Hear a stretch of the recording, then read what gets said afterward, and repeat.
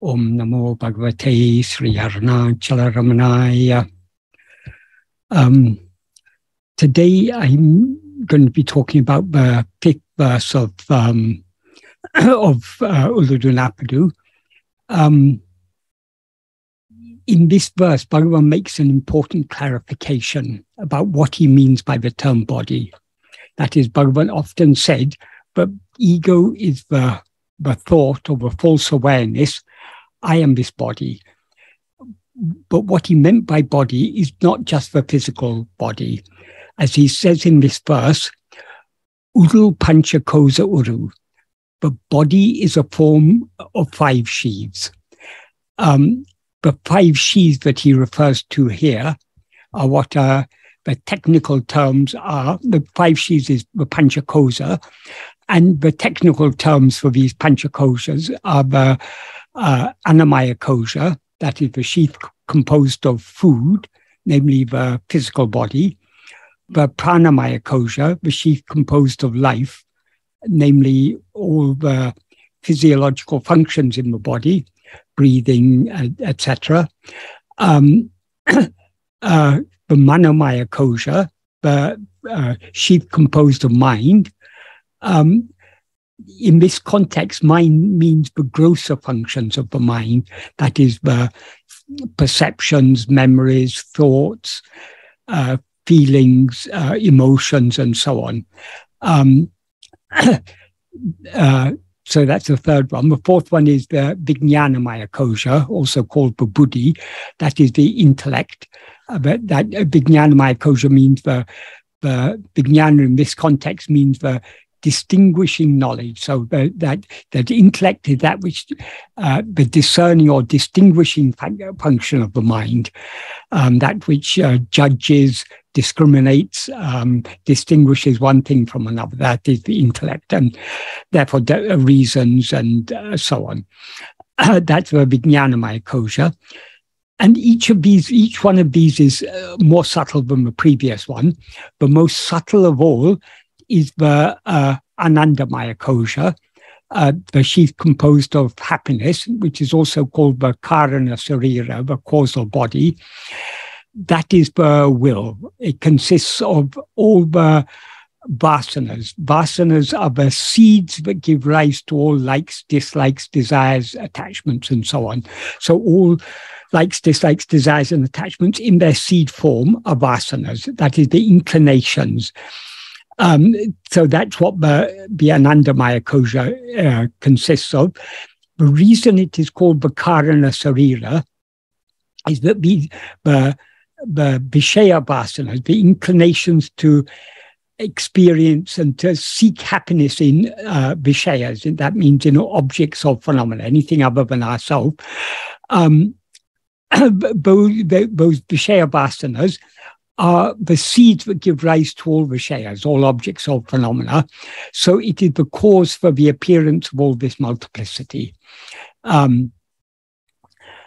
So of these 5 sheaths, as I say, each one is more subtle than the previous one. More subtle than the physical body is the life that animates it. More subtle than the life that animates it is the mind. More subtle than the mind is the intellect. More subtle than the intellect is the will.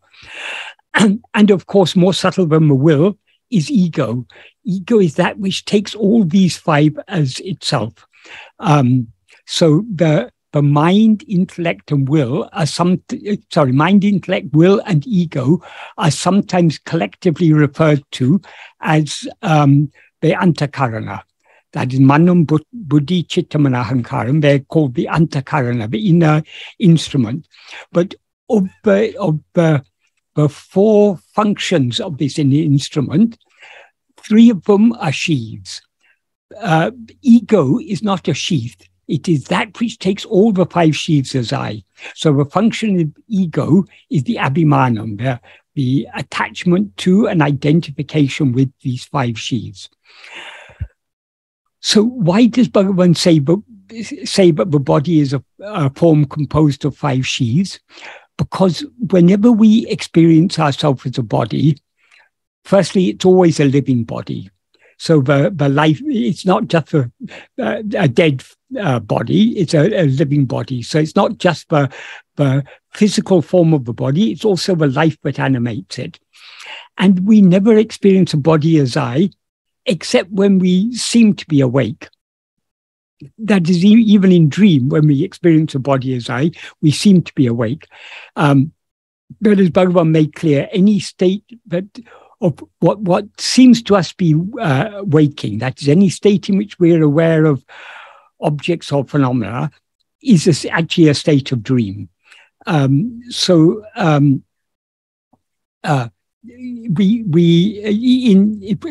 we experience a body as I, we seem to be awake, but we are actually dreaming. And because we seem to be awake and are actually dreaming, not only is the life functioning within the body, the mind, intellect, and the will are also functioning within the body, driving the body. So all these five collectively are what Bhagavan refers to as the body. That is, we never experience ourselves as any of these five sheaves without experiencing ourselves as all of them. So they collectively, these make up what is called the body. Therefore, in the next sentence, he says, adaṉāl, aindum, uḍal, eṉṉum, sollil, oḍuṅgum. That means, therefore, aindum means all these five. Oḍuṅgum in this context means are included in uḍal, eṉṉum, sollil, in the term body. So whenever Bhagavan's referring to body, I mean, except when we refer to a dead body, we're generally referring to a living body. And that living body is functioning only when it seems to be awake. So all these five are functioning within this body. The other four sheaves are all functioning. So that's the significance of the first half of the verse. He's pointing out that whenever we experience ourselves as a body, we experience ourselves as all these five sheaves. And then in the next sentence, or next two sentences rather, he points out another very significant thing. This connects back to what he said in the previous verse, but I'll talk about that connection in a while. uḍalpañca, ulaham. That means except or besides the body, is there a world? And then he asks that's a rhetorical question, obviously. The implication is, no, there's no world besides the body. That is, without experiencing ourselves as a body, we never experience a world. Whenever we rise as ego, we experience ourselves as a body, and consequently we experience a world. And then he asks a slightly different rhetorical question in the next sentence. He says, uḍalviṭ, ṭulahattaik, kaṇḍā, ruḷarō. That means uḍalviṭ literally means leaving the body. But viṭu is often used in the sense, viṭu, which means leaving, is often used in the sense of without. So we can take it as without, or we can take it more literally as leaving. Without the body or leaving the body, ṭulahattaik, kaṇḍā, those who have seen the world, ruḷarō, are there those who have seen the world? In other words, has anyone seen the world without the body? No, it's only through the five senses of the body that we perceive the world. And world here, the primary meaning of world in this context is the external world, the world of physical objects. But the world can also be taken to include the internal world of mental objects. Neither this external world or internal world exists independent of, except when we experience ourselves as I am this body. So these two sentences, superficially, they seem to be saying much the same thing. It seems to be just slightly different wording. The first one is, without the body, is there a world? And the second one is, without the body, is there anyone who has seen the world? But the reason Bhagavan asked these is he's covering two aspects. In the first one, he's talking about the sat aspect, the existence aspect. That is, without a body, does the world exist? And in the second one, he's talking about the chit aspect. Uḍalviṭ, uḻḷadu kaṇḍā ruḷarō. Is there anyone who has seen the world without a body? So one is dealing with the being, the other is dealing with the knowing. Or to put it in more philosophical words, the first rhetorical question has an ontological implication, whereas the second has an epistemological implication. Bhagavan is pointing out that these two coincide. That is, there's an important inference we can draw from this. For example, everyone will admit that in sleep, we are not aware of the world or of the body. But most of us assume that though we're not aware of the world, it still exists. Whereas here, in these two sentences, what Bhagavan is implying is that the existence of the world and the knowledge of the world are one and the same. In other words, what Bhagavan is teaching us in Uḷḷadu Nāṛpadu is what is called drishti shrishti vada. Drishti means seeing. Literally, it means seeing. It implies perceiving. Though the literal meaning is seeing, it implies perceiving by any of the five senses. And that's drishti. Shrishti means creation. And vada means contention. So drishti shrishti vada is the contention that seeing precedes creation. In other words, there's no creation independent of seeing. The world seems to exist. Why? Because we see it. As he doesn't say it directly, but the opening words of the first verse are namulahum kaṇḍā, because we see the world. So why do we think a world exists? Because we see it. So, but we assume that it exists even when we don't see it, because we are taking its existence to be something independent of our perception of it. Whereas according to Bhagavan, the existence is not independent. There's no such thing as existence independent of awareness. So the world seems to exist only because we're aware of it. The world is not aware of itself. As he says in the 7th verse, though the world and awareness, in that context, awareness means the mind or ego, the awareness that knows the world, though the world and awareness rise and subside simultaneously, it is by the awareness alone that the world shines. As I say, awareness in this context, because he's talking about the awareness that rises and subsides. Which awareness arises and subsides? Only ego. The pure awareness, the real awareness, its nature is just being. It never rises or subsides. It just remains as it is. As he says later in verse 25, uḍalpañca. That is, the being awareness or the real awareness does not rise. So the awareness that rises is only the mind or ego. And it's only that awareness that knows the world. So the world shines by the mind. That means it has no existence independent of the mind. So that is what he's indirectly implying here. Because people often think, oh, just because you don't see the world when you're asleep, doesn't mean the world doesn't exist. It still exists there. Just because you're asleep, you don't see it. But why don't we see it in sleep? Where people say, oh, because obviously you're unconscious in sleep. You're not aware of anything. Yes, it's true. In sleep, we are not aware of anything, but we are still aware. We are aware I am, even in spite of the absence of all awareness of all other things. So since we are aware, if the world actually exists in sleep, we should know it. But since we don't know it, that means it doesn't actually exist. That is Bhagavan's, what Bhagavan has taught us. So that's a very deep teaching that Bhagavan has given us. And he's alluding to that here by covering both bases. In the first sentence, he deals with the existence of the world. Does the world exist without the body? No. The implication, that is, it's a rhetorical question. Obviously, the implied meaning is the world doesn't exist apart from the body.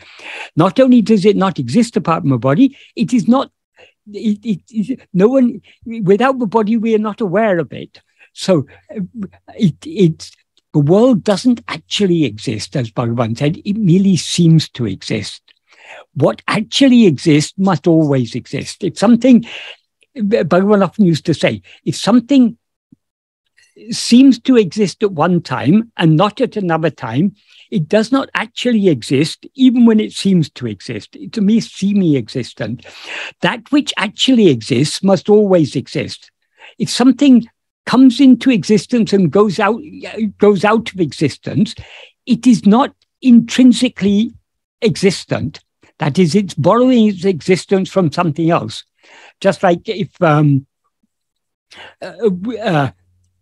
in this sense, we can take existence as being analogous to a property, although, of course, existence is not a property because existence is the base, but we can take it in a sense to be analogous to a property. So if we can compare existence to heat, for example, some things are intrinsically hot, some things are not intrinsically hot, though they may be hot for a short period of time.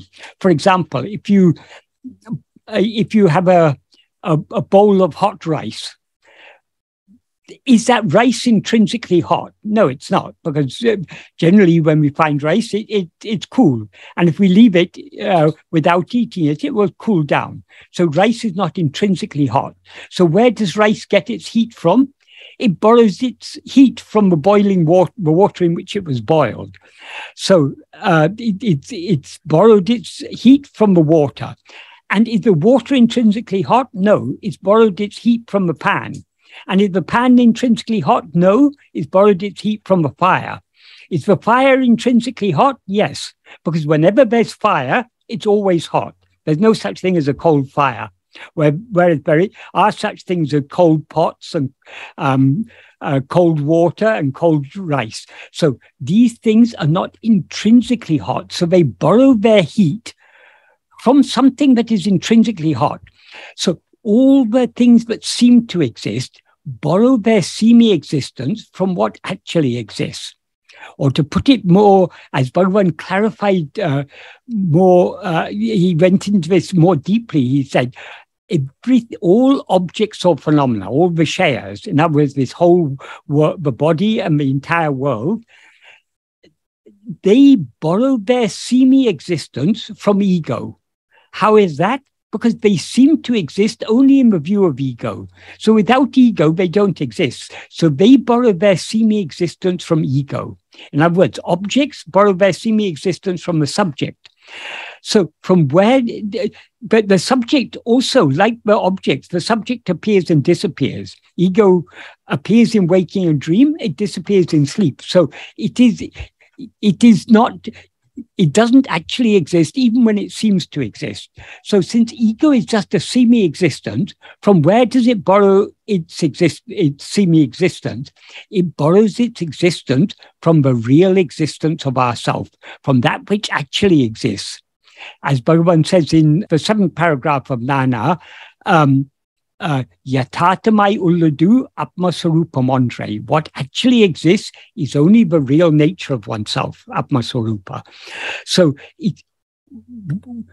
we, as we actually are, that is our real nature, alone is what actually exists. So this ego borrows its semi-existence from the real existence of ourself. So how does it borrow its semi-existence? Because ego, as Bhagavan often explained, ego is the adjunct conflated awareness, I am this body. This adjunct conflated awareness depends for its semi-existence upon the pure awareness, I am.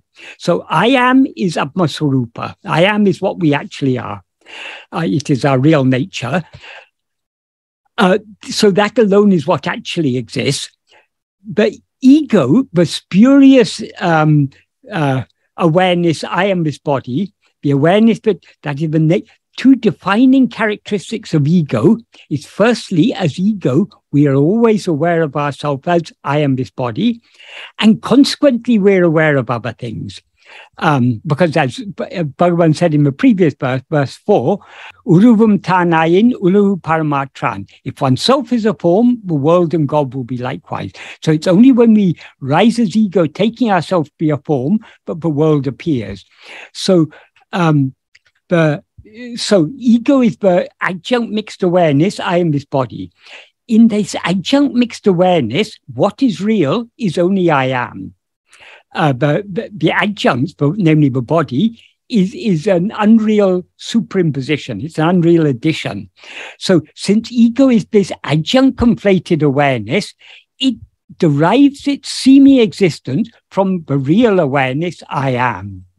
So all objects derive their seeming existence from the subject, namely ego, and ego, namely the false awareness I am this body, derives its seeming existence from the actual existence, from what actually exists, namely the fundamental awareness I am.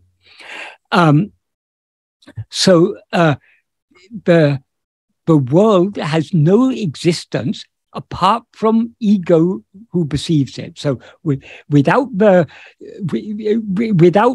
ego always takes itself to be a body. So in this context, Bhagavan says, without the body does the world exist. And then in the next sentence, he says, without the body, is there anyone who's seen the world? If people say, oh, no, the world exists even when the body isn't there.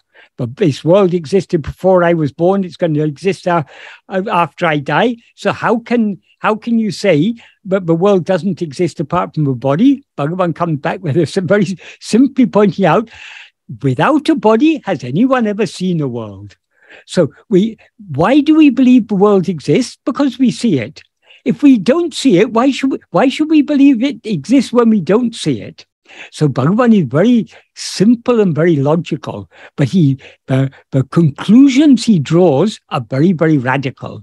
Of course, Bhagavan is not drawing these conclusions by reasoning. He points out things that we can arrive at by reasoning, but what Bhagavan is speaking from the certainty of his own experience. So it's that's where the power of Bhagavan's words lie. The words he says are very, very simple.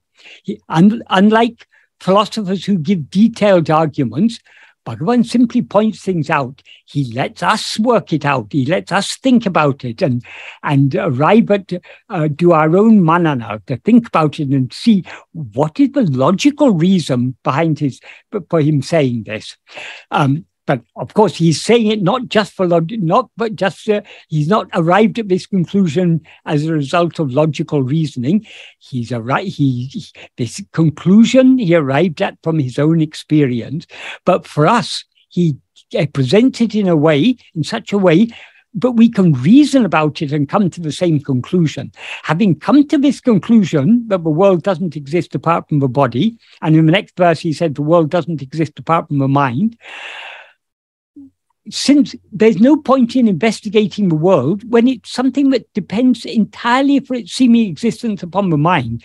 If we want to know the reality, the ultimate reality, we can't find it outside in the world. We can find it only within ourselves, because the world borrows its seeming reality from the seeming reality of ourself as ego, and ego borrows its seeming reality from from the actual reality, the true reality of ourself as we actually are, namely as I am, the pure awareness I am, which is Atma Swarupa. So in order to find out the truth of the world, we need to turn our attention back towards ourselves.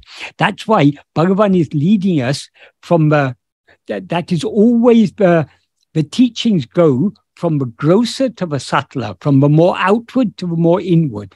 Because the truth we are seeking is what is most inward and what is most subtle. So we can see with the 5 sheaves, the 5 sheaves are always enumerated from the gross to the subtle, because that is the direction in which our journey is going.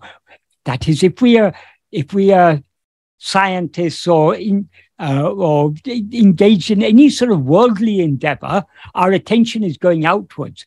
But when we take to this spiritual endeavor, we are trying to divert our outward going attention back within. So we are trying to, our aim is to travel from the grosser to the subtler. Always the grosser is more outward, the subtler is more inward. So we are going from out to in, from gross to subtle. So in these verses, the main teachings really begin from verse 4, the previous verse, in which he first pointed out, but the world doesn't exist. The world, what we call the world, is just this multitude of forms. This world of form does not exist independent of ourselves, who take ourselves to be a form. Only when we experience ourselves as a form does the world seem to be a form. If we don't experience ourselves as a form, who can see the form of the world and how, as he asked in that verse? So he's starting off with the world, but he's pointing it back towards us. That is the world, as a multitude of names and forms, depends upon the false awareness that is aware of itself as I am the form of this body. So that's what he points out in verse 4. Then verse 5, he comes a little bit more inward. He talks less about the world and more about the form that we take to be ourselves, pointing out that it's a form of 5 sheaves. And without this body consisting of 5 sheaves, is there a world? And then in the next verse, verse 6, he goes still further inwards, because in verse 6 he says, the world is a form of 5 sense impressions, nothing else. These 5 sense impressions are impressions to the 5 sense organs. Since the mind alone perceives the world by way of the 5 sense organs, is there a world besides the mind? So he's going from grosser to subtler. There he said, is there a world besides the body? Here he's saying, is there a world besides the mind? And then in the next verse, verse 7, as I say, he said that though the mind and the world rise and subside simultaneously, it is by the mind alone that the world shines. That's the implication. But he also, in verse 7, he then brings us to what is this poem all about? It is Uḻḷadu Nāṛpadu. Uḻḷadu means what exists. So in verse 7, he comes back, he leads us back to what actually exists. Because in verse 7, he's, after saying that the world shines only by the mind, he says in the final sentence, that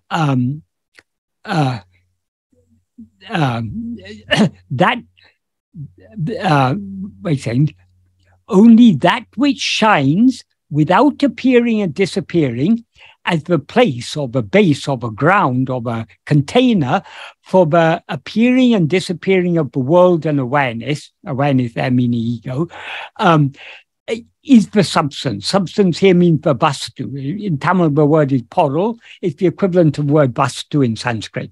The substance, which is the whole.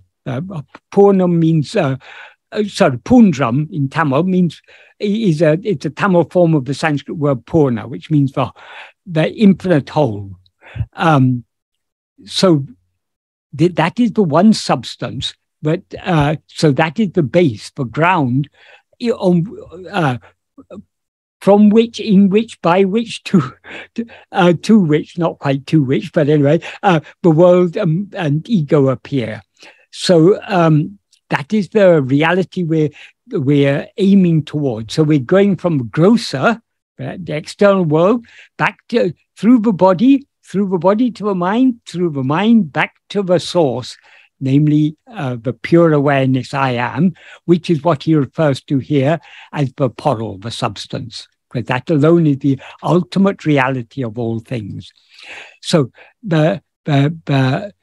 all true Upadesha should be leading us from the more outward and grosser to the more inward and subtler. So that's what Bhagavan is doing here.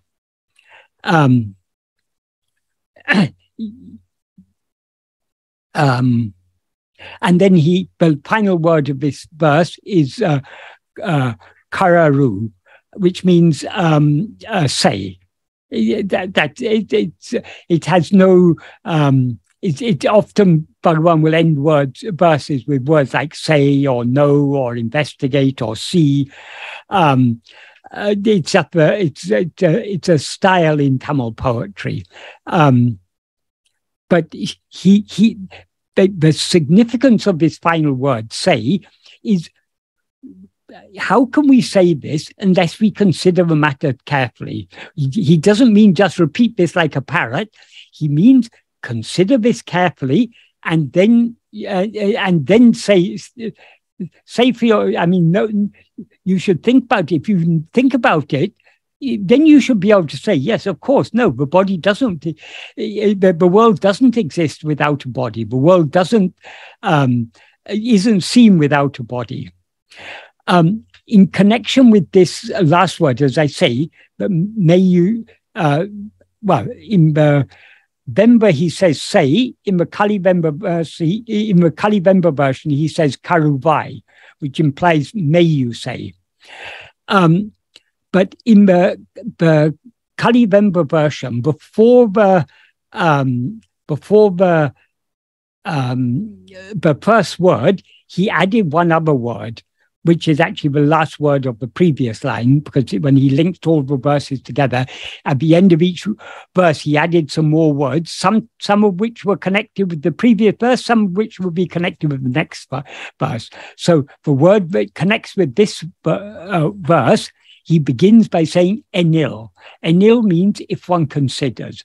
So what he implies by saying if one considers, and by concluding by saying say, is he's not asking us just to learn these things like a parrot. He's asking us to consider the matter carefully, to understand for ourselves, why is this body a form composed of 5 sheaves?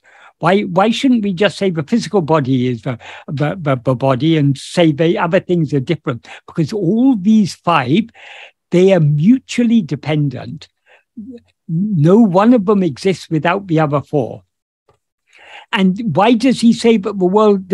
Why does he ask, does the world exist apart from a body? Because he wants us to. He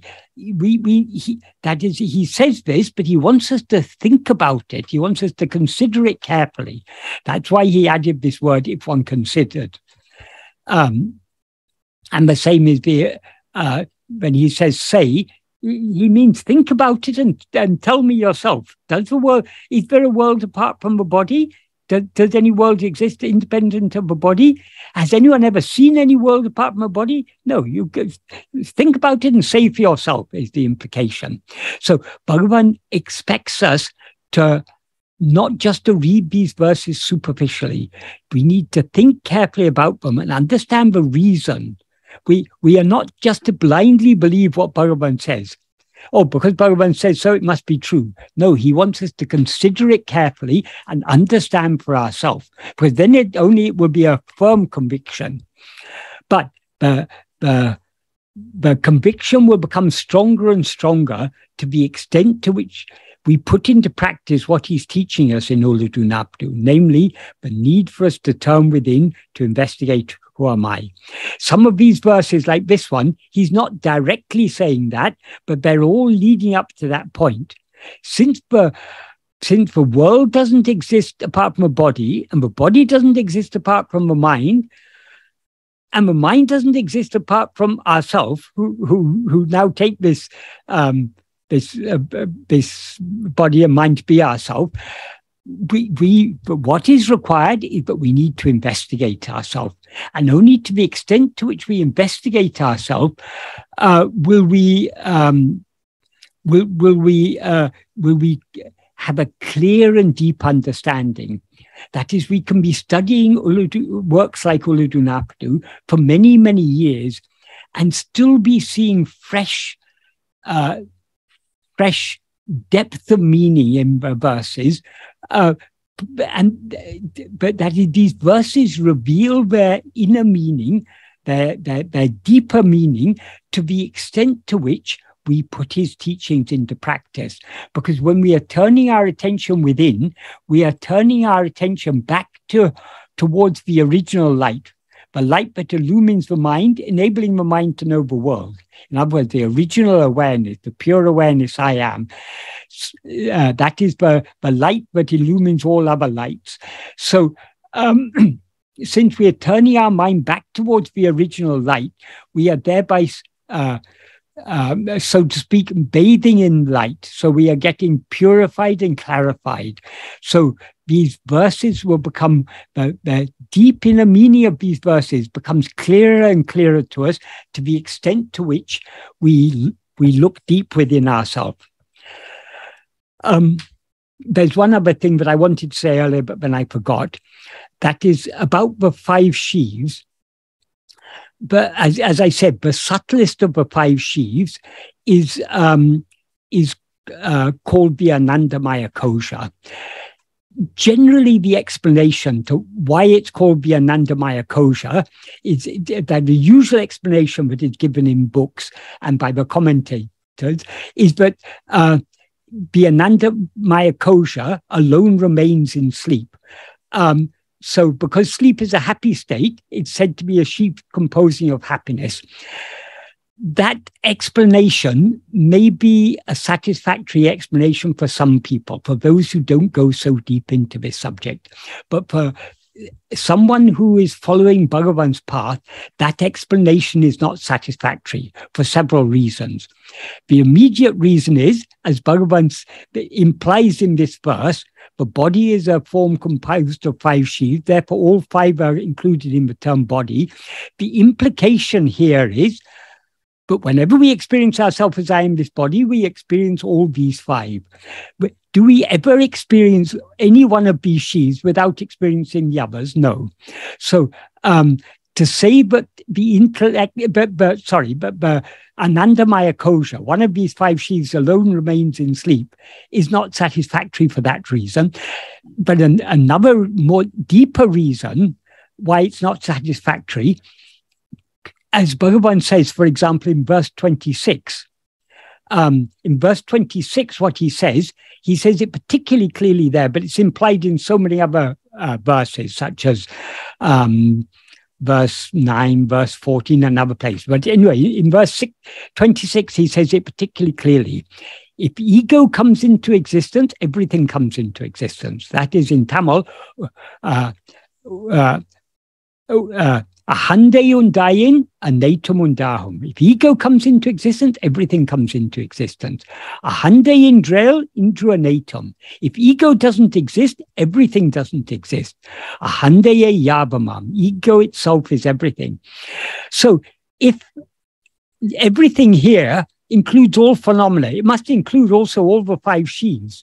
So since ego doesn't exist in sleep, how can one of its sheaves exist? How can the Anandamaya kōśa exist in sleep? It does not. The reason it is said to exist in sleep is people want explanations for everything, and they're not satisfied until they get an explanation. So since there's no mind in sleep, how is it that the mind rises again in waking or dream? It is a question people often ask.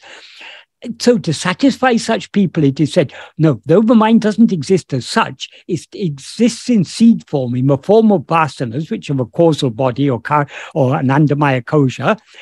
Even in sleep, it remains in that seed form, and it sprouts again in waking. That's a nice, simple explanation for those who want an explanation. But for those who are following Bhagavan's path, we should understand there can be no explanation for how the ego rises. Can we give any explanation for how ego originally rose? No, we cannot, because ego is the first cause, the cause of all other causes. So if there was any cause antecedent to ego, in other words, any cause prior to ego wouldn't be, there'd be something that exists independent of ego, which contradicts Bhagavan's teaching, but ego is the cause for the appearance of everything else. Without ego, nothing else exists. As he says, of all the thoughts that rise in the mind, and thought here means what Bhagavan means by thought, all phenomena are thoughts. So that includes the whole world is nothing but thoughts. So of all the thoughts that arise in the mind, the thought called I alone is the first. The thought called I means ego. Only after this rises do other thoughts rise. This is what he says in the 5th paragraph of Nāṇa. So according to Bhagavan, the first cause, the cause of all other causes, in fact, the cause for the whole, for all causality is ego. So there's no cause for the rising of ego. So since there's no cause for the original rising of ego, there's no cause for, we need it. It's futile to look for a cause why ego comes out of sleep.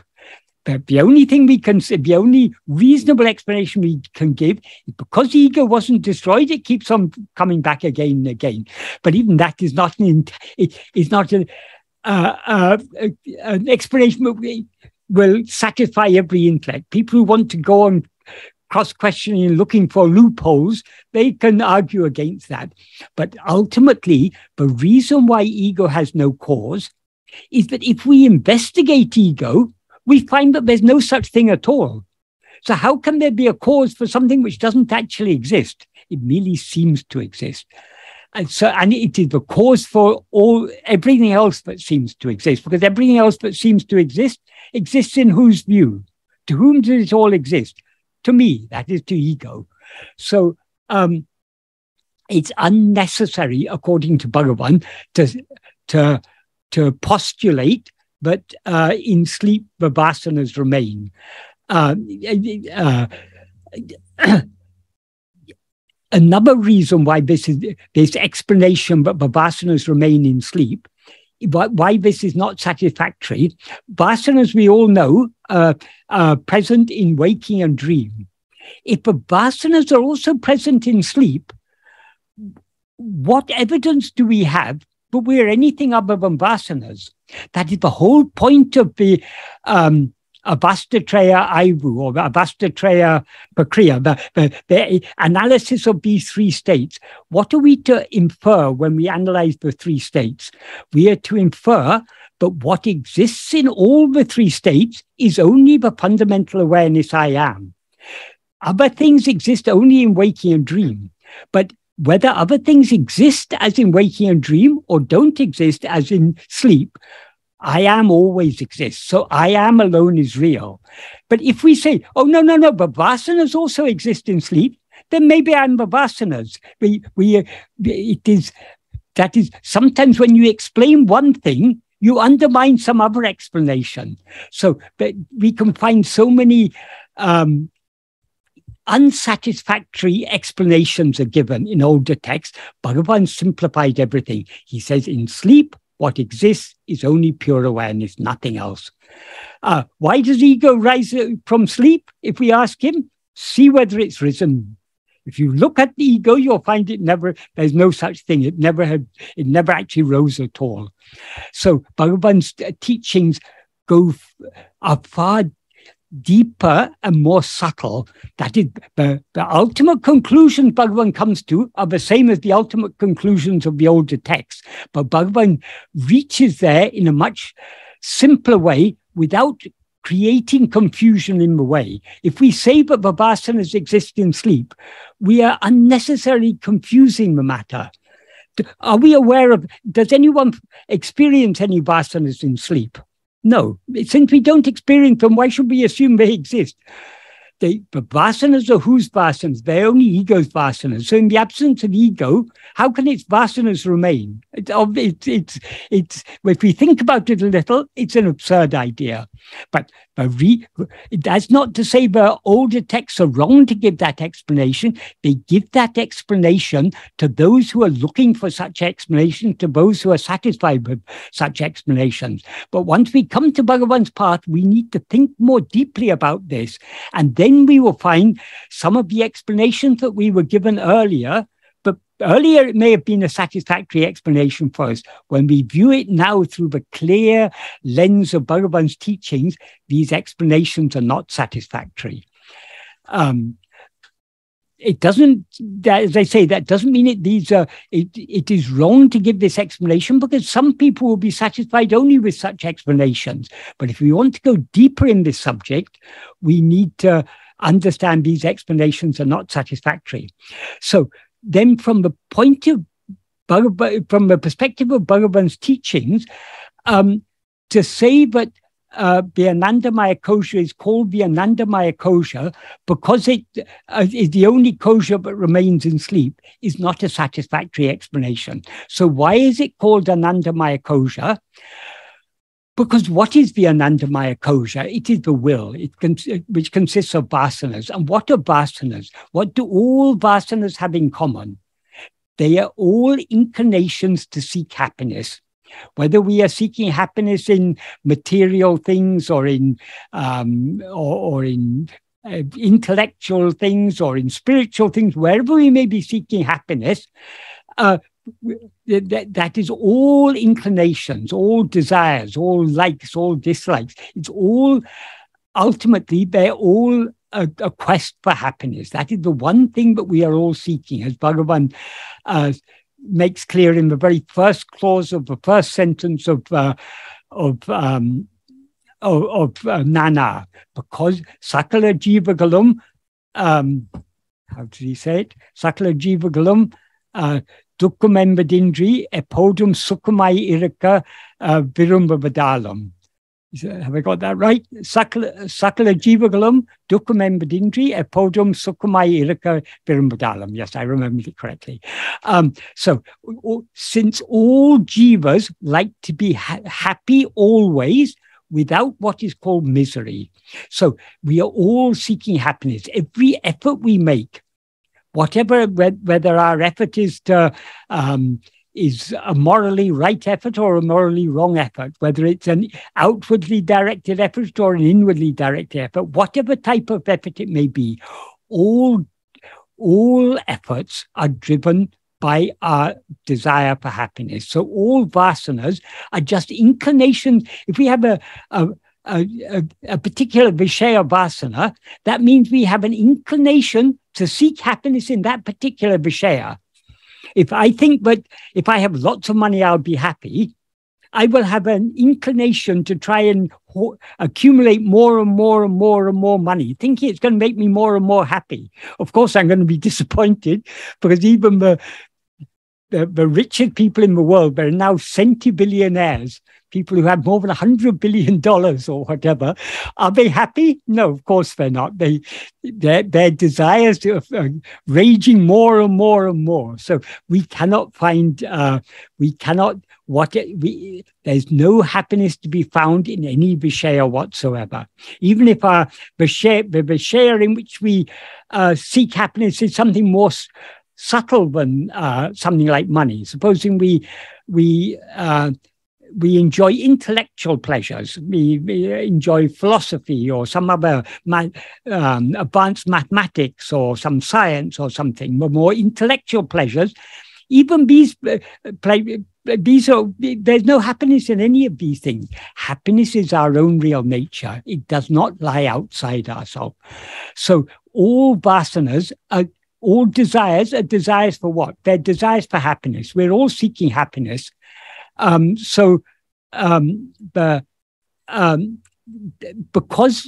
yes, Bhagavan also says that in this same first sentence, in the second clause, he says, "Yavakum tan iditalaye parama piriyam irapadalum." Since for everyone, the greatest love is only for oneself. But then the third clause is a very important one. Priyataku sukhame karanam adalalum. Since happiness alone is the cause for love. In other words, why do we have any desire? Why do we have any like or dislike, desire, aversion, hope, fear, or anything? Those things which we think will make us happy, we desire those things. Those things that we think will be detrimental to our happiness, we dislike those things. So the will is directed entirely towards happiness. So because the will is directed towards happiness, it is called the Anandamaya kōśa, the sheath consisting of happiness. More precisely, it's the sheath consisting of the liking for happiness, the desire for happiness. So I think that's all the explanation I need to give for now. So are there any questions? Thank you, Michael. So why is, on the 5 sheets, why is Anandamaya kōśa called Ananda? Where is this Ananda coming from? That's what I was saying. Ananda means happiness. And the Anandamaya kōśa is what is otherwise called the chittam, the will. It consists of vasanas.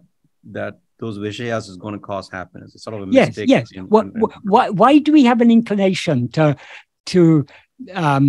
learn more and more, or to gather more and more money, or to be a better sportsman or artist, or what? People are seeking happiness in so many different ways. Because whatever efforts we make, whether in arts or science or sports or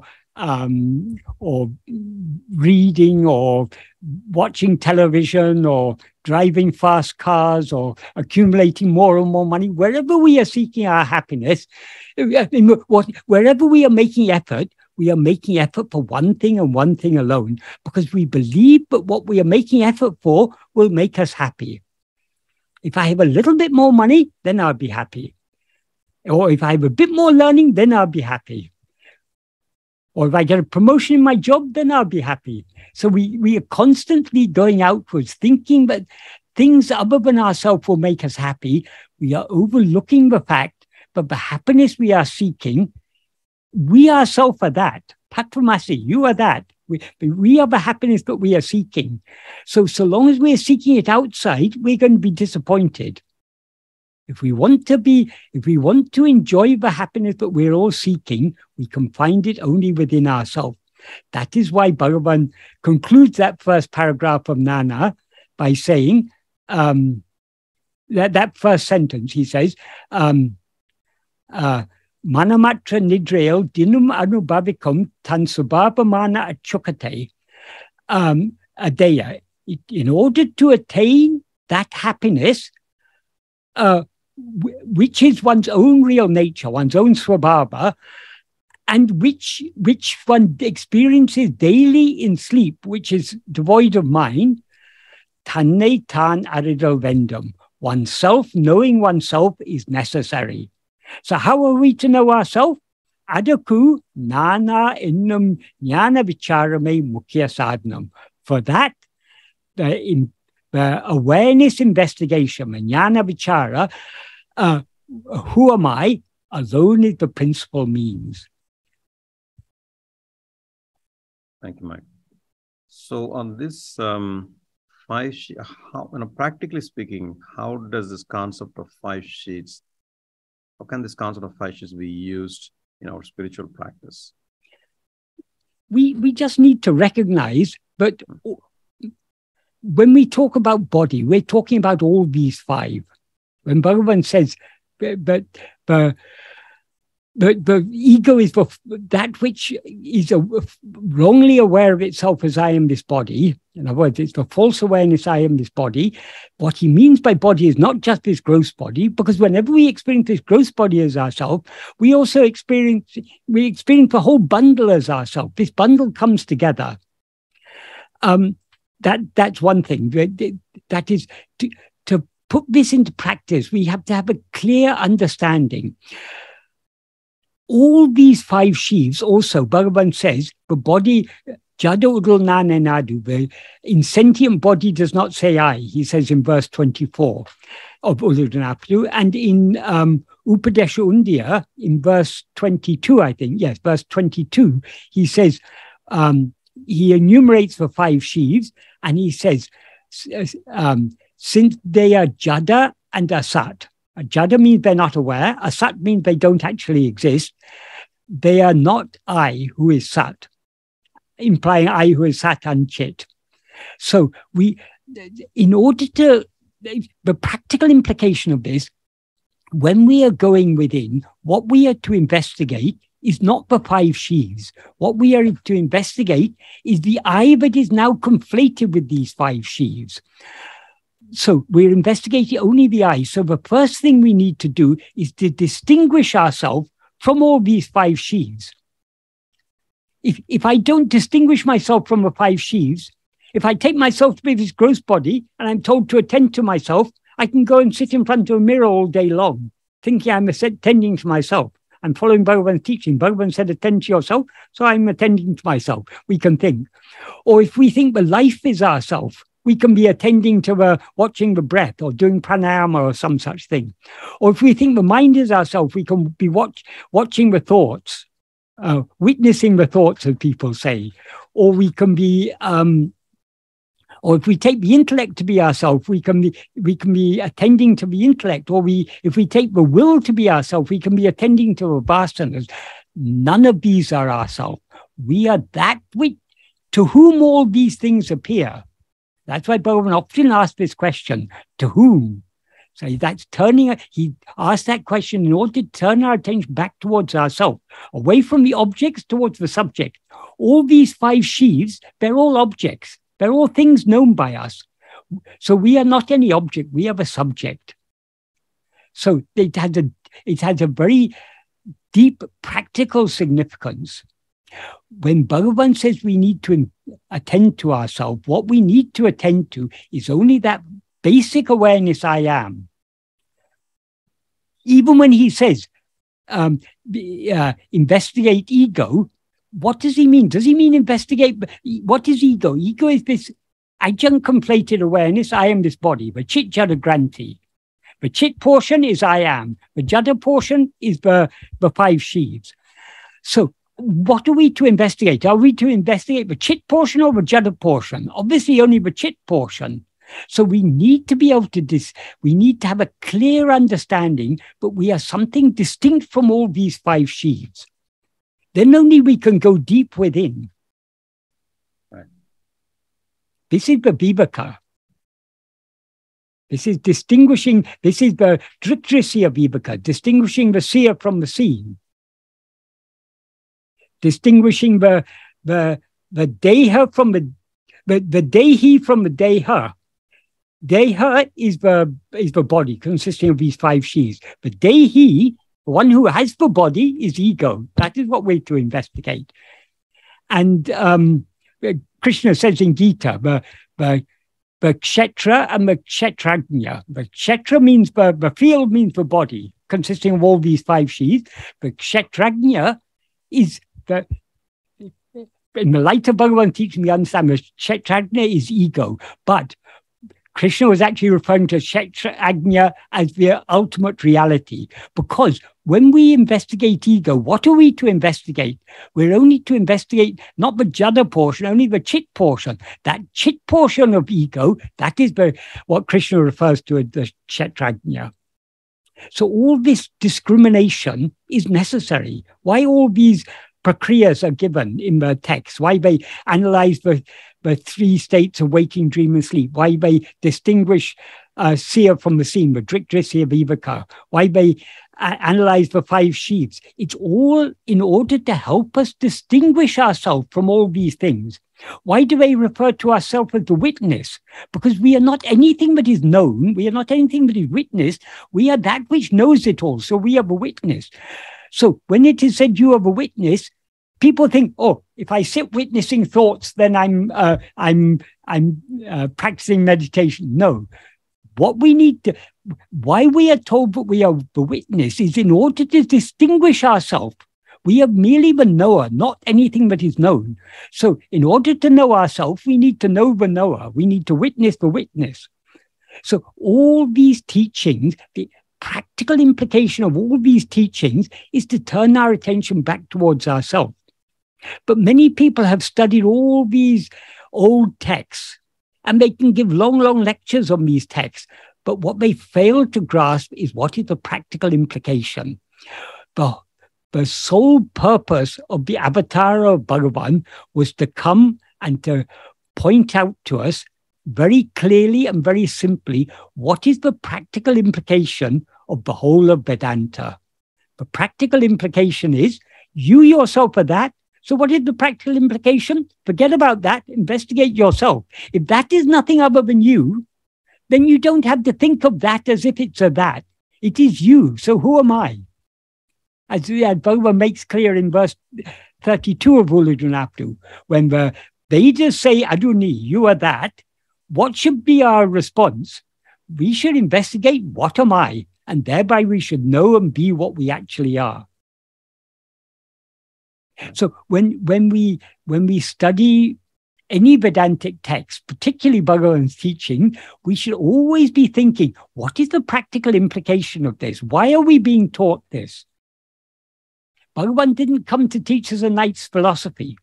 Advaita was never intended to be a nice philosophy for people to give lectures for hours and hours and years and years. Advaita is a practical philosophy for turning our attention back towards ourselves. If there is one only without a second, and if we are that, what should we attend to? We should attend to ourselves, the one who is without a second. If we are attending to other things, we're attending to the second, which doesn't actually exist. It's just it's a vipāti, it's just an appearance. It has no existence at all. Right. So this is the purpose of the whole of Bhagavan's teaching. And if we understand Bhagavan's teaching, we will see this is the purpose of all of Vedanta. But of course, those who don't understand this purpose have made Vedanta unnecessarily complicated. Right. Thank you, Michael. Sanjay Lohia is asking, Michael, you say Bhagavan speaks from experience. We cannot argue, but his experience is only that of pure awareness. So how does he have the experience of ego, mind, this world, the law of karma, and such things? He doesn't experience these things. Please clarify. He experiences all these things, but he experiences them all as they actually are, namely as pure awareness. What Bhagavan is aware of and what we are aware of is exactly the same, because there is one only without a second. So Bhagavan is not aware of one and we are aware of some second. The second things that we are aware of, the other things, the anya, is actually nothing but that one. Why it seems to be something other? Because we have risen as ego. So if we want to see the one, we need to turn our attention back towards ourselves. So because Bhagavan has seen the underlying reality of all these things, he knows very well how, though in his view there's no ignorance, he knows the reality of the ignorance, and he knows the reality of that ignorance is nothing but the pure awareness I am. As he says in verse 13 of Uḷḷadu Nāṛpadu, Jnanamam thane me, oneself who is awareness alone is real.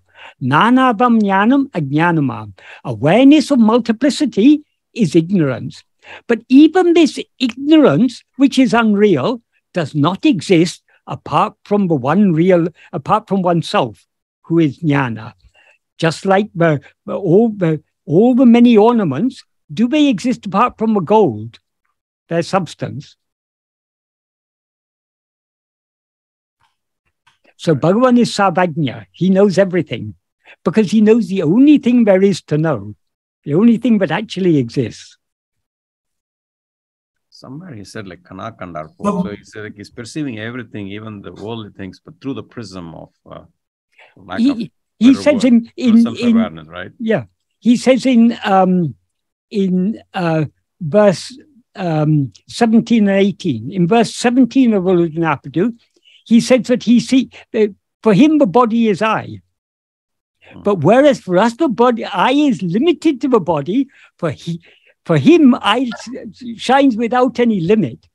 That means what we see as a body is what he sees as himself.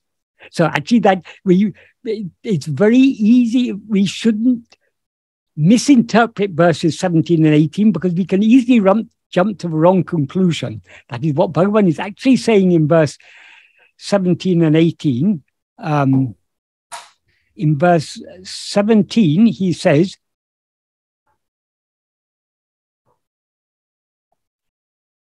For those who do not know themselves, and for those who have known themselves, the body is actually I.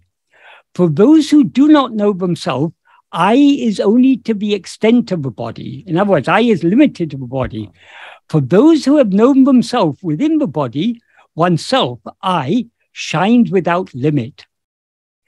So since he is one without a second, if at all there's a body, it cannot be anything other than him. So even the body is I, because there's nothing other than I. And then in verse 18, he says, for those who do not have knowledge and those who have, the world is real. For those who do not know, reality is to the extent of the world. That's all. The extent of the world here means all the names and forms of the world, they are real. For those who have known, reality pervades, devoid of form as the support for the world. So he gives us clues here to what he's implying. He's not saying that he sees all these names and forms. He sees the reality of these names and forms. And the reality of those names and forms is, of course, real. So in that sense, for him, the world is real. Right. So my question was... very deep and subtle things Bhagavan is saying here. Very easy for people to misunderstand this, but what he's saying is very, very deep. So my question was, is my voice coming to you? Yes. Okay, my question was, sir, once Venkataraman's ego was dissolved, he became Bhagavan. And as Bhagavan is pure awareness. Yes. So now he has lost all contact with the ego, mind, world and everything. Now, how is he talking about all these things? Because he has lost all contact. He's the formless one. So now he's talking about forms which he is not aware of. But he's aware of the substance, so he hasn't lost contact. He's aware of the substance, but he has now divorced himself from the Maya. But he's talking about Maya, but he's not aware of Maya. He is aware of Maya. He's aware of the reality of Maya, which is Brahman. Is Maya something other than Brahman? Then we got Brahman and we got a second. We got one and we got our second. There is no second. There's no Maya other than Brahman. There's no world other than Brahman. Do the many ornaments exist apart from gold, he says? Is the ignorance anything other than the one real awareness? Got your point, sir. But the gold is not aware of the ornaments. Gold is only aware of gold. Yes. So it's aware of the reality of the ornament. How is gold talking about the ornaments? Because gold is not aware of the ornaments. Because gold knows the reality of the ornaments. It's the authority on ornaments. Because it knows the reality of ornaments. It knows what ornaments actually are. They're nothing but gold.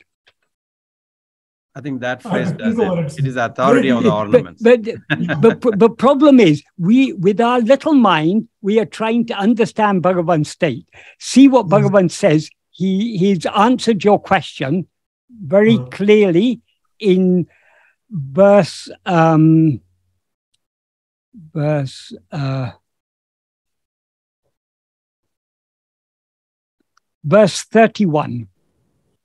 of Uḻḷadu Nāṛpadu. This verse, again, we have to be very careful when we understand this verse. He's referring to jnanis using an honorific plural. He's not saying, he does not mean that there are many jnanis. But because it's an honorific plural, it's a bit difficult to translate into English.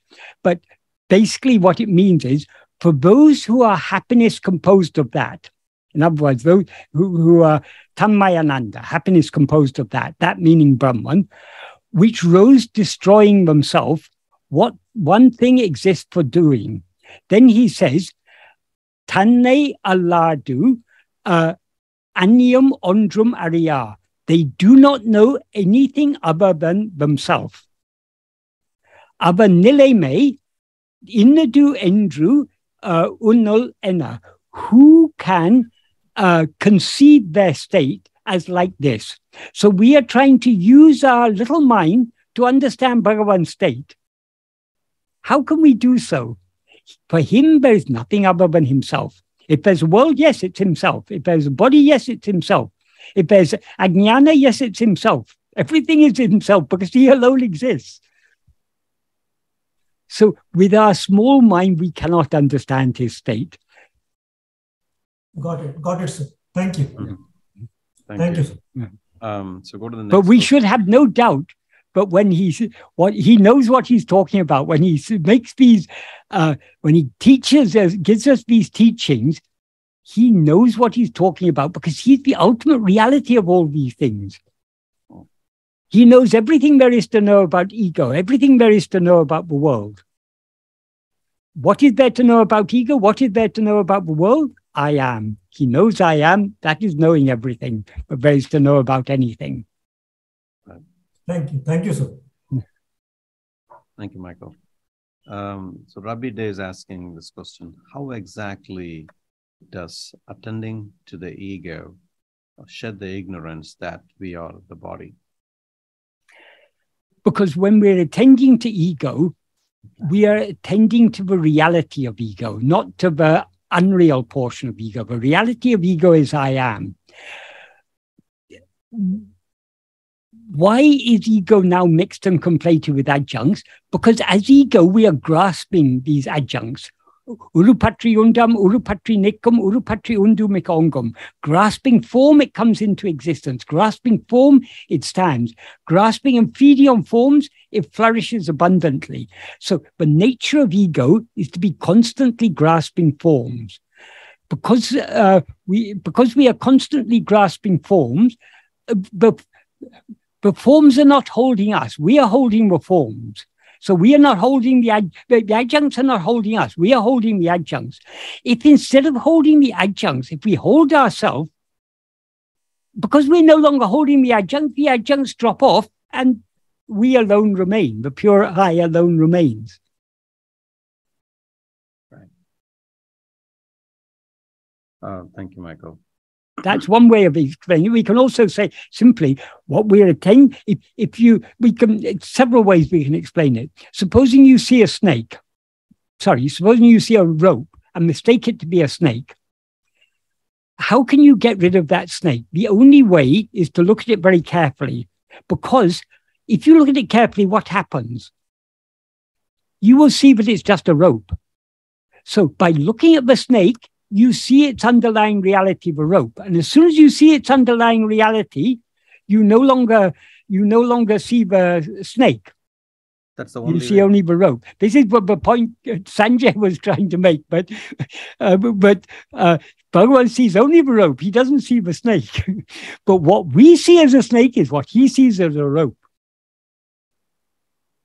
And he also knows that others see it as a snake. Yes.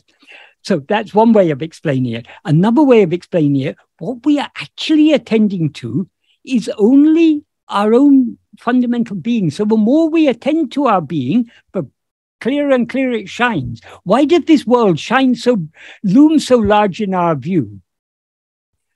For example, there are so many problems in this world. If we follow the news, we'll find that the economic situation in the world is very bad at the moment. So many countries are going through recessions, and there's so many wars and so many conflicts, and there's climate change and everything. If you're much concerned about these things, the more you think about it, the bigger and bigger these problems will loom to you. Truth is, of course, I'm not saying these are not problems, but the world has always been full of problems of one sort or another. The problems loom large because we attend to them. That's why Bhagavan says we should not allow our mind to dwell much on worldly matters, because the more we dwell on worldly matters, the more all these problems will loom. If we attend to ourself, what will loom large is ourself, that pure awareness I am. So the more we attend to I am, the more I am will shine brightly and other things will recede into the background until eventually I am will swallow everything and I am alone will remain. Is that a satisfactory answer? I think so. Thank you, Michael. Yes, it is. Very much. Thank you. Thank you. Murthy, I see your hand raised. You want to put a comment in there, so do you want to Go ahead, please. Yes, Namo Ramaya. My comment was related to Sanjay's question. Can you hear me? Yes. Yeah, Sanjay's question again arises from the basic idea that Bhagavan is that form which is speaking of all those things. See, we are firmly established in our own form as ourselves. And hence, our question is, how is Bhagavan, who is enlightened, know about all the karma stuff and ego and all that? For him, it's all lost. So when you say something like, for him, all those are lost, you are pointing to an individual by that word him, right? So we are still stuck in the level of, I am being this body, I am called Sanjay, and that body is Bhagavan, and Bhagavan is talking about all those things. So how do we rectify this problem? Is that Bhagavan? Yes, but how do we... Is that thing? Because Bhagavan died at some point of time. If Bhagavan is that body, which is speaking of all those things, then that body vanished at a particular time, 1950. So how can that be the ever-existing Sat? So that ever-existing Sat is not constricted to that body. But our question is based on the assumption or implied meaning that that body, that personality, that mind, which is supposedly an enlightened being, is talking about all these ego and which they shouldn't really have any idea about because they have lost it. See what he says. He has lost it when Venkatraman became Bhagavan. So the question's fundamental basis is that person, that individual, that personality, or the mind, or the body, the combination which vanished in 1950 is what is Bhagavan. That is the fundamental basis on which the question is built. Yes, but so I think that is where we go erroneous every time when we ask questions like that. How does he speak? How does he think? How does he plan? How does he show emotions? Yes, all those are related questions. Yes. But we need to go even deeper than that. Why is our conception of Bhagavan limited in any way? Because we are limited, whatever conception we have of Bhagavan, even if we say Bhagavan is Paripurna Brahman, it's still a limited, we've got a little in our little mind, we've got an idea of what is that big Brahman? It's something very big. So inevitably, our conception of Bhagavan is limited. Even if we understand, but he's not the body, he's not the mind, he's that which is shining in our heart as I, it's still a limited conception because the mind cannot have it. All conceptions, all thoughts are limited. So that's why I was asking you, so what is the solution to this problem? So long as we take ourselves as I am this body, we will inevitably have a limited view of Bhagavan. Exactly. In order to know Bhagavan as Bhagavan knows himself, all we need to do is to know ourselves as he knows ourselves. Because we are nothing other than him. He is our own reality. Exactly. I think that is why it is because this question which he asked is as good or as bad as questions like, how does Bhagavan speak? How does Bhagavan think? Yes. I mean, if he is supposedly an enlightened person, there should not be in speaking. But see, the conceptions are based on our own conception about ourselves. Yes. That is erroneous to start with. Yeah, yes. So all these questions will be wrong. And I think the only answer, like you finally concluded, is to who is asking the question?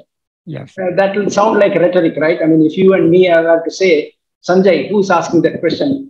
He would think, why don't you answer the question which I asked instead of asking me a counter question? Yes. Which is what some of the devotees did to Bhagavan himself, right? So, our conception of Bhagavan is limited, and that's why all these questions arise. Yeah. But Bhagavan's asking, who is asking this? That is actually the most practical answer, but people just aren't willing to accept that. Exactly. So, thank you. Yeah. More. Yes. Thank you. Thank you, Murthy. Bruce makes a comment here. The perception of other things or other jivas is only a misperception of what seems to be or what actually is. Yes. It's because of our limited perception, we see all this multiplicity. So the problem lies not in this multiplicity. There's no problem in the world at all. The problem lies in us. That is the ultimate import of Bhagavan's teaching. The problem lies in us, and the solution lies in us. The problem is our self-ignorance, the false awareness I am this body. The solution is the pure awareness I am. Right. Michael, would you say then that excessive and clinging reverence and love towards a form called Bhagavan as one's own guru can also be a stumbling block in dropping that idea that Bhagavan is not the form which taught all these things, including Uḻḷadu Nāṛpadu and all that? Because I feel the Uḻḷadu Nāṛpadu is as unreal as Bhagavan's form and mind, which we call Bhagavan, right? Yes. None of these existed when I went to sleep. Yeah. And what exists in sleep is the reality. Yeah. So neither Bhagavan as that form nor his teachings existed in sleep. So clinging with a lot of reverence and talking about Bhagavan as the enlightened soul also could become a very subtle stumbling block to get over this constriction. If Uḻḷadu Nāṛpadu is true, Uḻḷadu Nāṛpadu is unreal. If Uḻḷadu Nāṛpadu is real, then Uḻḷadu Nāṛpadu is untrue. Untrue. Because Exactly. Uḻḷadu Nāṛpadu tells us everything is unreal. Yes, absolutely. That is why the function of Guru is to always turn us back within.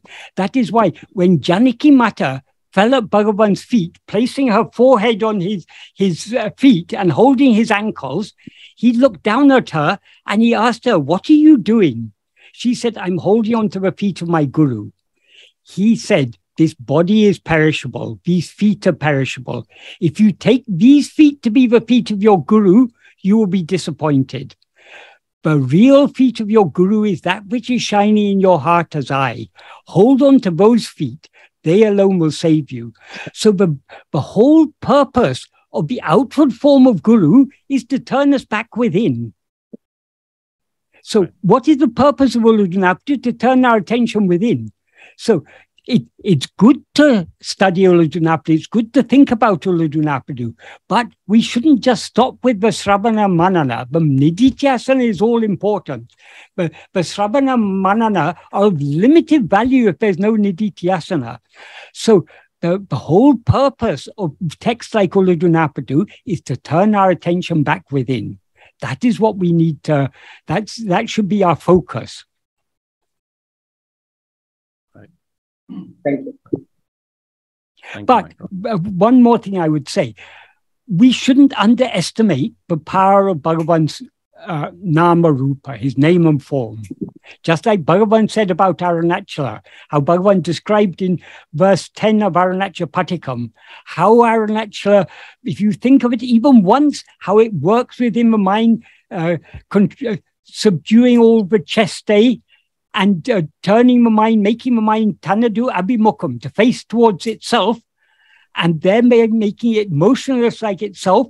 Finally, it will feed upon it. So we shouldn't underestimate the power of thinking of Bhagavan's name and form. If we meditate with love on his name and form, if we meditate with love on his teachings, they have a tremendous power to kindle in our heart the love to turn within, to surrender ourselves wholly to him. Very true. Very true. Sri Ramana And there is a question from Shohan. Wanting to know about the truthiness of events and activities. Basically, what he means is, are all verbs false? Does God not act? There's one true verb, the verb am.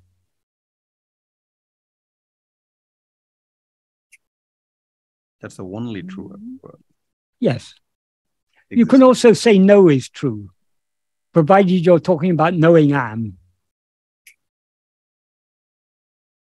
I know I am is a true statement.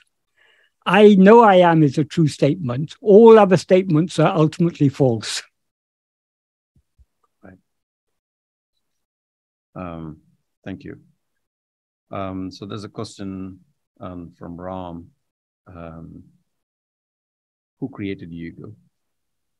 Why does anxiety come?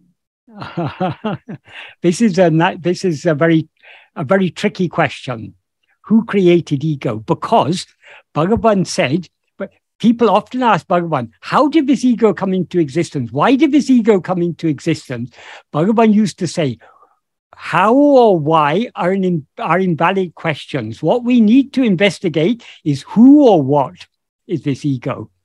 But whoever is asking this question, Shohan, you've asked a question in a very tricky way, because you've asked the how or why question without using how or why. You've used who instead. You said, who has created this ego? The truth is, first find out what is ego. If you investigate ego, you will find there's no such thing. Since there's no such thing as ego, there's no one who has created it. The creation of ego is false, because ego is false. Thank you, Michael. So we constantly have to turn whatever question may arise in our mind, just like Bhagavan was teaching us by example. When we ask questions to Bhagavan, he asks who is asking the question. He is showing us how we should respond to the questions that rise in our mind.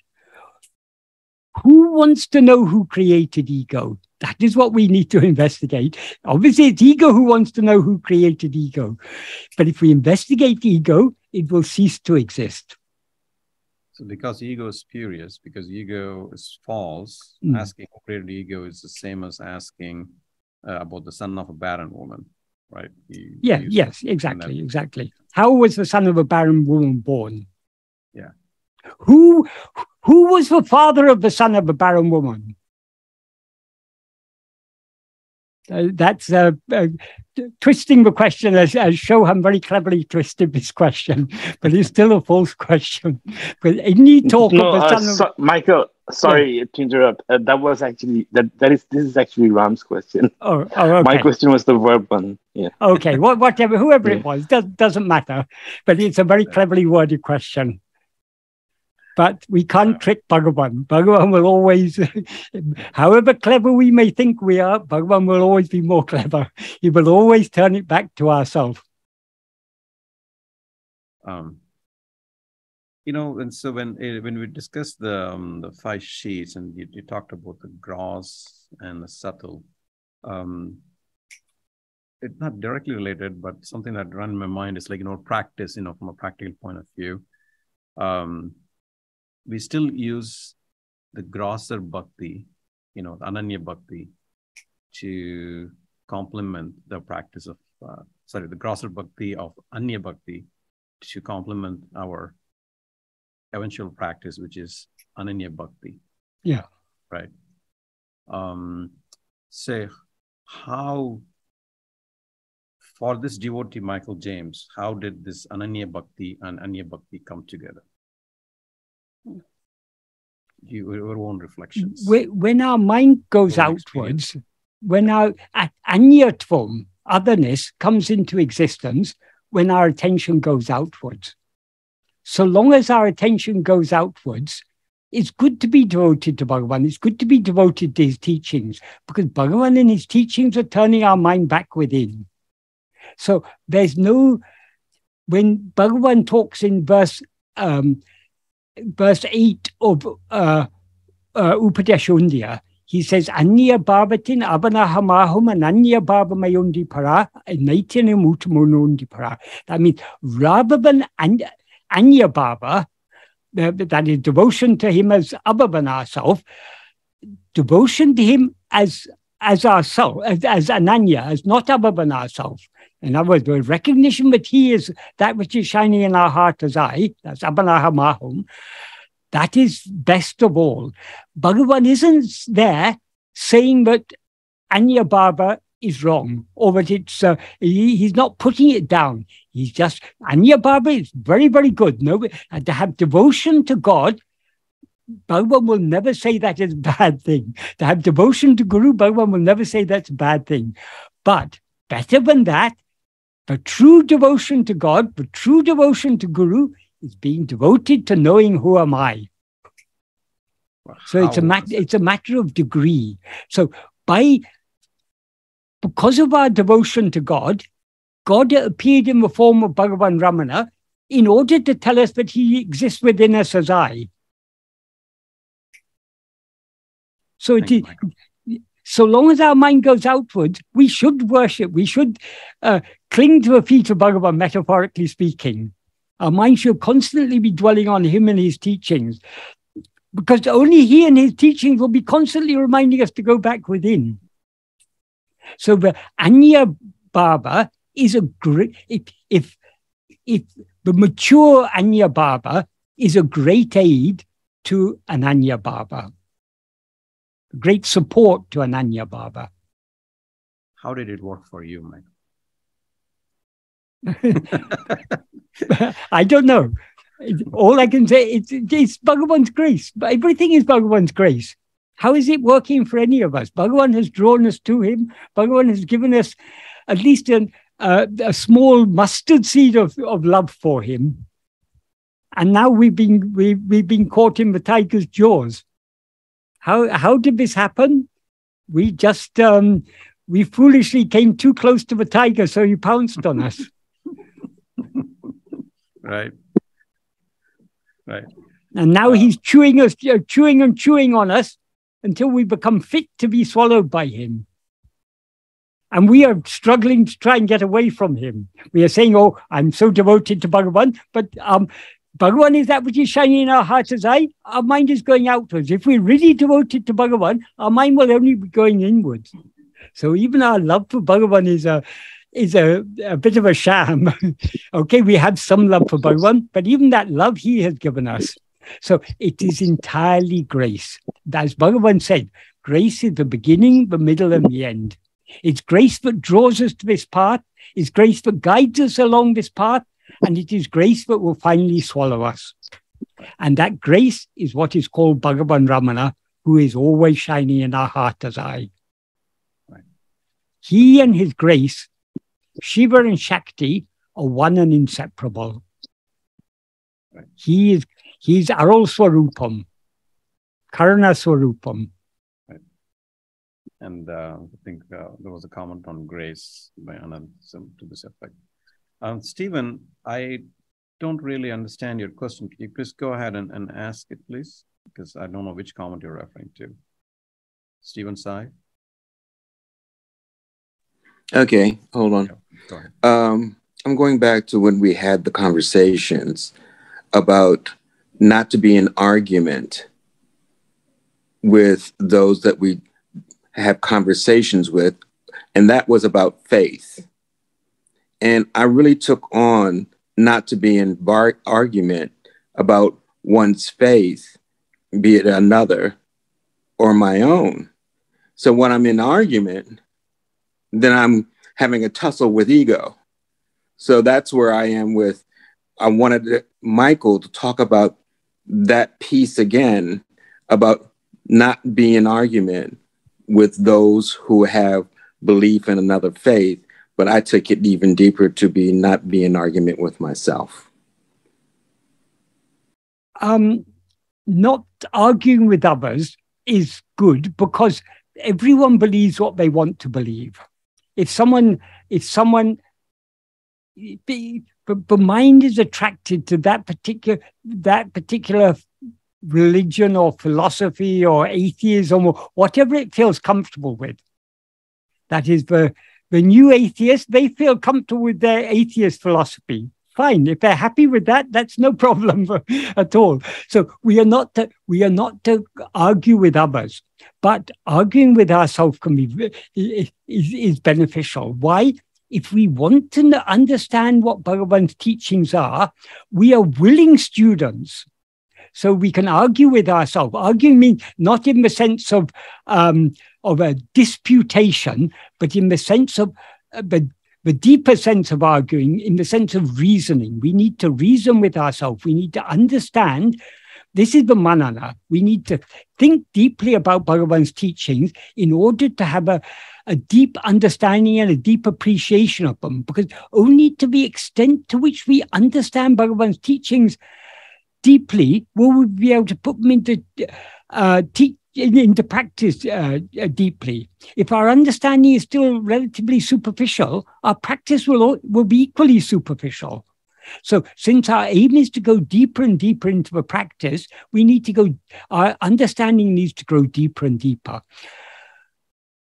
But what really makes our understanding deeper, to get a deeper understanding, we need a greater clarity of mind. And that clarity of mind comes from the practice.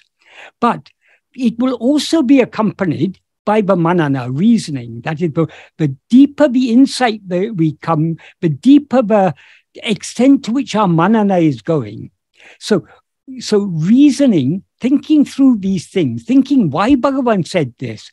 What is the reason why Bhagavan said this? What is the practical implication of what Bhagavan said? What is the logical connection between what he said here and what he said there? Trying to get a coherent and a deep understanding, that is very necessary. Manana has its role to play. Of course, what is all important is the nididhyasana, the actual practice, but the manana, deep manana, can be a great aid and support to us in the practice. So Bhagavan didn't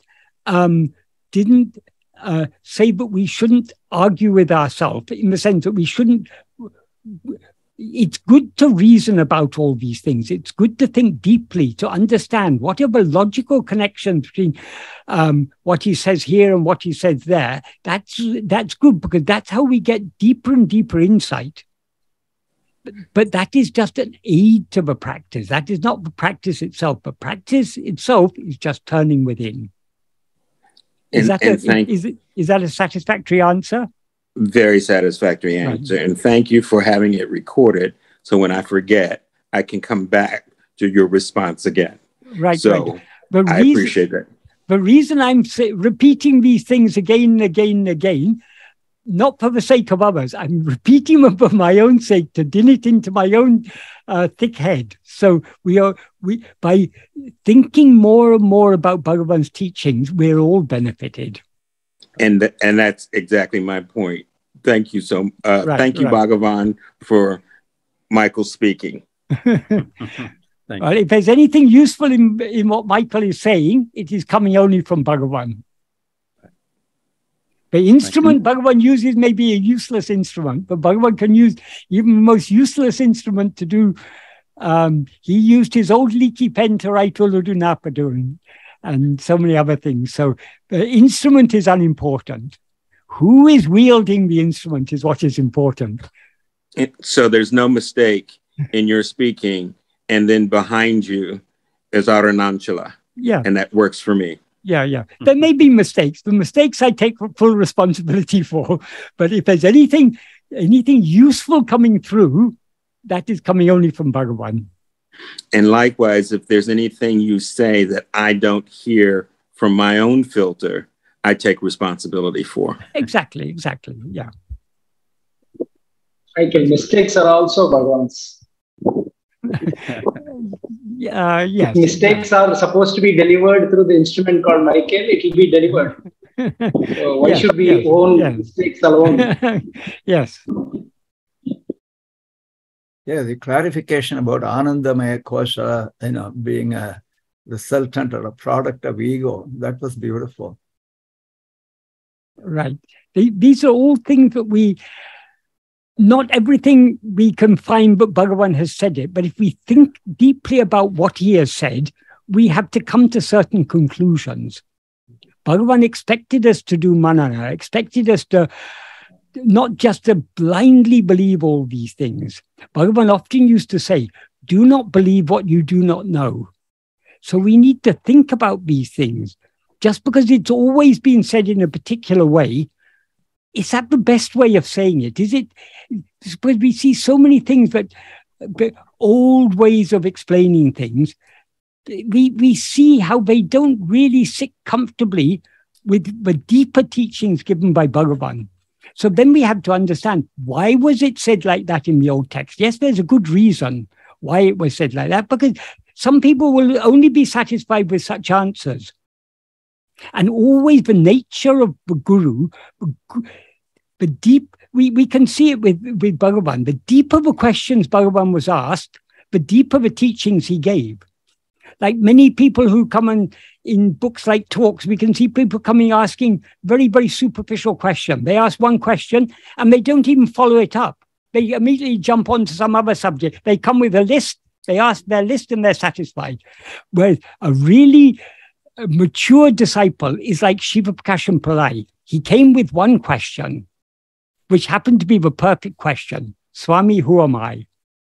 And from there, that led him to question more and more deeply. And so he got such valuable, such immensely precious teachings from Bhagavan, because he asked the deep questions. So the guru will reveal only to the extent to which the disciple is really seeking. If the disciple is satisfied with a superficial answer, they will get only a superficial answer. But if they question more deeply, then they'll get deeper answers. Because that is reflecting what's happening within. Our aim is to go deeper and deeper within. So to go deeper within, we need a deeper and clearer understanding. So it's all...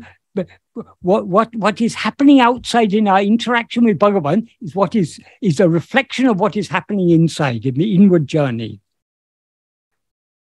Thank you so much. Yeah. Mm-hmm. Hi, Michael. Hi. This is Keva again. Yeah. Michael, can you explain on when the person dies, is it only the physical body that dies, or all the other sheets also die?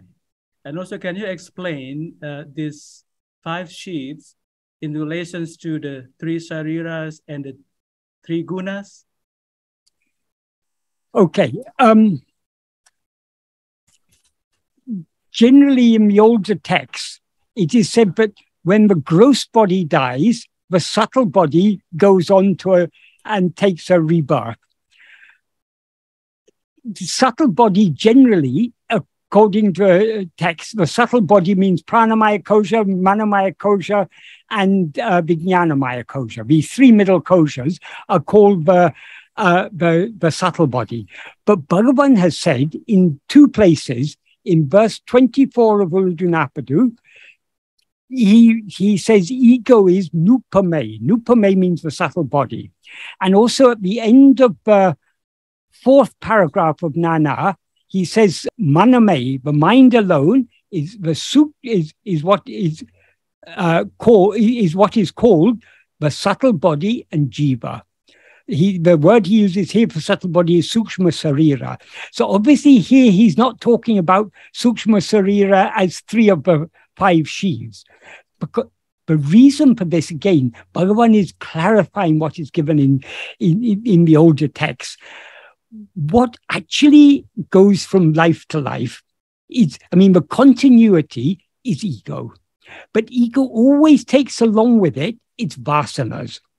So the vasanas, that's the anandamaya kōśa, they are the seeds that give rise to the other 4 koshas.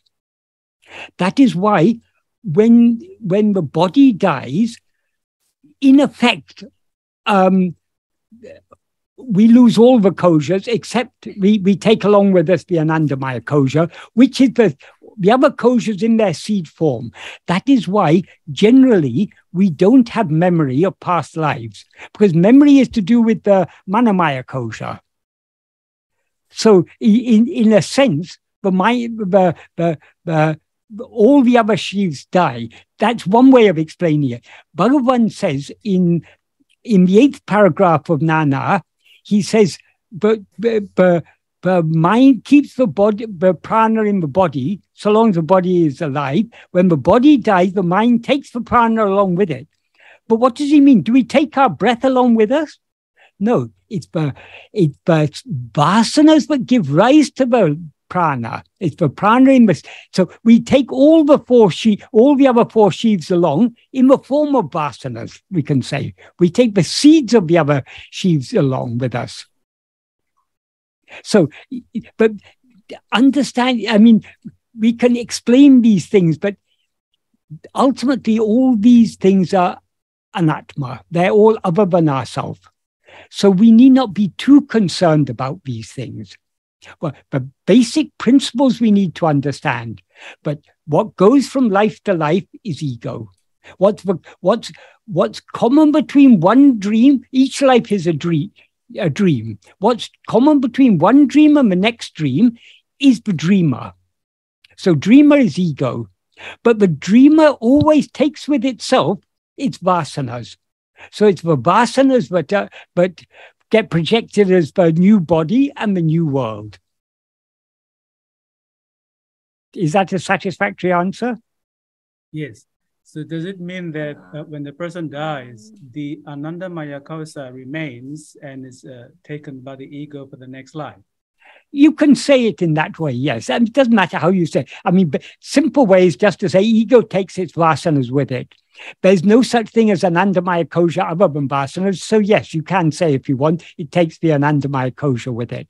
But in taking the anandamaya kōśa, it's in effect taking all the kōśas, because the anandamaya kōśa contains the seeds of all the other kōśas. Okay. Now, in relation to the three gunas, sattva, rajas, and tamas, do they mutually influence one with another? I mean, the five koshas and the three gunas. The gunas are qualities of, they're qualities of the mind. Yes, all the five sheaves are affected by gunas. So long as we're looking outwards, we're under the influence of gunas. These gunas are gunas of what is manifest. That is, they're gunas of the mind. They're gunas of the five sheaves. They can either be in a sattvic condition, or a rajasic condition, or a tamasic condition. But our real nature is gunatita, is beyond all the gunas. So we need not... We know that for turning within, a sattvic state of mind is most conducive. That doesn't mean that we have to wait for a sattvic state of mind. We should always be trying to turn within, but it is having a sattvic state of mind is favorable. We'll feel more inclined to turn within when our mind is in a sattvic condition than when it is in a tamasic or rajasic condition. That's all we need to know. We need not be too concerned about these things, these gunas and so on. Ultimately, they're all these things, all these five sheaves, we need to have a basic understanding, but we shouldn't attach too much importance to these things, because as Bhagavan said, Bhagavan says, we shouldn't be analyzing and enumerating the different tattvas, but conceal oneself. So all these are different tattvas. So let us... a basic understanding, basic principles we need to understand, but we don't have to analyze these things too much, because these are all anattma, they're all anya, they're all something other than ourselves. What are we here for? We are here to know one thing and one thing alone. Who am I? Tanne tan aridol vendam, as Bhagavan says in the end of the first sentence of Nana. Oneself, knowing oneself is necessary. That we have to bear in mind. Okay, thank you, Michael. Okay, you're welcome. You're welcome. Oh, Michael, this is Sri. That was a great explanation. So just to put this into the concepts that we have learned into perspective, I have one question. Let's hit 12 o'clock today. We go to our own lives, and we have, everyone has their own, busy schedule they follow, and all the pressures. And there are, inevitable situations that arise in, everyday life, and including today, I'm pretty sure some of us, which are almost like mission critical. And we talked about, all the 5 kōśas and how, we are the, we are not any of these, but we are the experiencer. And how do I put that into perspective when there is a very, difficult situation that is going on, and make sure I'm not sucked into the situation, but still, be true to the concepts we have discussed today, and still justify the mission that is going on there.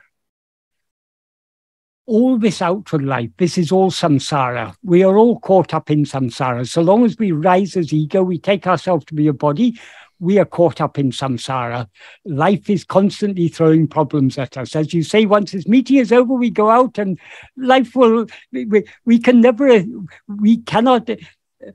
sometimes Bhagavan used to say, when people say, I want to renounce the world, Bhagavan said, where will you go renouncing the world? Do you want to hang up in the sky? That is, the only way to renounce the world is to renounce ego. What is the connection we have with this world? It is only ego. So it's only by eradicating ego that we can be free of samsara. So samsara will remain for all of us until ego is eradicated. So in the midst of all this samsara, we just have to remember, what is the purpose of our life? This is a dream. But does this dream have any purpose? Can we put this dream to any good use? The only good use we can put it to is by trying to wake up. Because we haven't woken up yet. When this dream comes to an end, we'll fall asleep, and again we'll dream another dream, and then another dream, and another dream. So we should make use of this precious opportunity to try and wake up. The sleep we are sleeping now is the sleep of self-ignorance. So to disperse this sleep of self-ignorance, otherwise called ego, we need to know what we actually are. So the whole purpose of our life, however much whatever problems the world may throw at us, it's not the world actually, it is Bhagavan throwing these problems at us. Whatever problems he may throw at us, we need to remain centered in what is real, that is I am. All these problems are for whom? They're for me. That in me there is referring to ego. That they are not for my real nature. They are not for what I actually am. They are for the one I seem to be. So we need to constantly keep at the forefront of our mind, what is our real aim? Whatever be the problems of life, there are so many problems. We're all facing problems day in, day out, of one kind or another. Even if you take sannyasa and go and sit in a cave or in a monastery or something, there will still be problems there. So long as there's a body and a mind, there are problems. So how do we free ourselves from this body and mind? Only by freeing ourselves from ego, the one who is aware of itself as I am this body and mind. I am these 5 sheaths. That explains. Thank you. Thank you, Michael. Ravi is asking, how is it then that in rare cases people have memories from their previous life if the memory is left behind on death? Because even the seeds of everything is the vasanas. So long as the vasanas are there, but people, we shouldn't confuse. That is, often you will find in books on Advaita, they will translate Chittam as memory. That is a fundamental, a very prevalent confusion. Chittam is not the memory. Memory is a function of the manamaya, the manas. It's a grosser function of the mind. But the seeds of everything are the vasanas. So even the seeds of the memories are the vasanas. So there is a sort of tenuous connection. So by some people are able to be put into a state of hypnosis, for example, when they can remember. Or some people get flashes of memory. So sometimes children remember certain things about their past life. It fades as they grow older. So there can be a continuity, because ultimately it's the same dreamer dreaming all these dreams. but it's at the memories are continuing at a deeper level than the usual superficial level of the memory. But again, this is all analyzing what is not ourself. We need not concern ourselves with these things. We can go on asking these questions ad infinitum for all eternity. We can go on asking these questions, but are they useful? This is what science is doing. It's constantly trying to know more and more about other things. As Bhagavan says in Anmavidya, what is the use of knowing all else without knowing oneself? And what else is there to know when oneself is known? So we need to be single-minded. We need to keep the focus. What is the aim of all these things? It is knowing ourselves. What does it matter if memories of past life are there or not there? What is it to us? Those memories are not anya, they're not me, they're anattma, they're something other than myself. Who am I? That should be our concern. Om Namo Bhagavate Sri Ramana Center.